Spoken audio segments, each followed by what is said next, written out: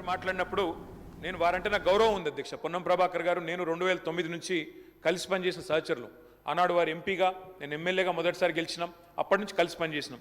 కానీ సత్యదూరమైన మాటలు చెప్తుంటే, వాస్తవానికి విరుద్ధమైన మాటలు చెప్తుంటే బాధతో తప్పకుండా అన్నాం అధ్యక్ష. కానీ వారు కూడా గౌరవ మంత్రి వారు, ఈరోజు గౌరవ మంత్రి గారు తప్పకుండా ఆలోచించాలి, మాట్లాడేటప్పుడు ఒకటికి రెండుసార్లు ఆలోచించాలి.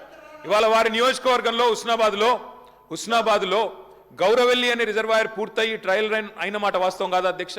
ఇవాళ హుస్నాబాద్లో ప్రజలకు తెలియదా? వేములవాడ నియోజకవర్గంలో మలకపేట రిజర్వాయర్ మొత్తం పూర్తయి అందులో 1 టీఎంసీ నీళ్లున్న మాట వాస్తవం కాదా అధ్యక్ష?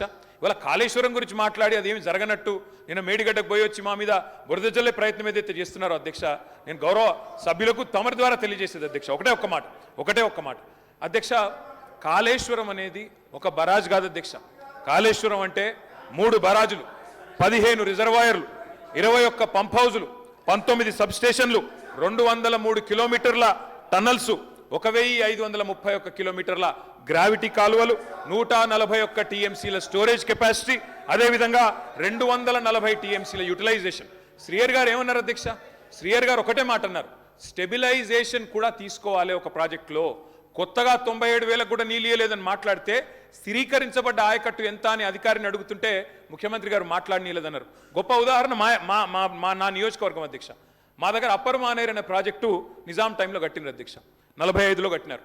ఆ అప్పర్ మానేర్ అనే ప్రాజెక్టు కోసం ఆనాడు రాజశేఖర రెడ్డి గారి ఆనాడు ప్రభుత్వం ఉన్నప్పుడు కూడా పాదయాత్రలు జరిగినాయి.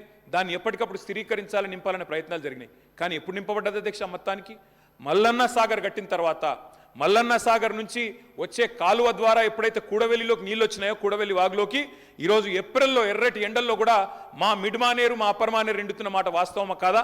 మా కరీంనగర్ జిల్లా శాసనసభ్యులు వారికి తెలుసు అధ్యక్ష, శ్రీధర్ బాబు గారికి, పొన్నం ప్రభాకర్ గారికి. అందుకే ఆ బాధతోనే మేము చెప్పింది, గౌరవెల్లి అయినా, మలక్పేట రిజర్వాయర్ అయినా, అదేవిధంగా మా అప్పర్ మానేర్ అయినా, స్థిరీకరించబడ్డ సింగూర్ అయినా, స్థిరీకరించబడ్డ నిజాం సాగర్ అయినా, ఎస్ఆర్ఎస్పి పునరుజ్జీవమైనా, ఇవన్నీ కూడా కాళేశ్వరం ద్వారా జరిగిన మాట వాస్తవం అధ్యక్ష.